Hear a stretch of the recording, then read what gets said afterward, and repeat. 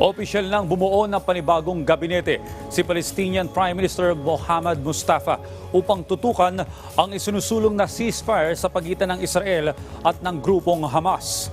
Bubuhin ng 23 ministro ang bagong gobyerno ng Palestine kung saan kabilang dito ang mga ministro mula sa Gaza.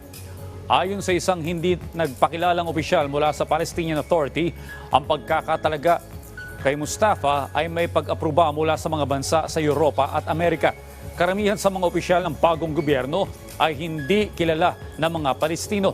Gayunman, hindi pa rin tiwala si Israel Prime Minister Benjamin Netanyahu sa Palestinian Authority para isulong ang peaceful coexistence.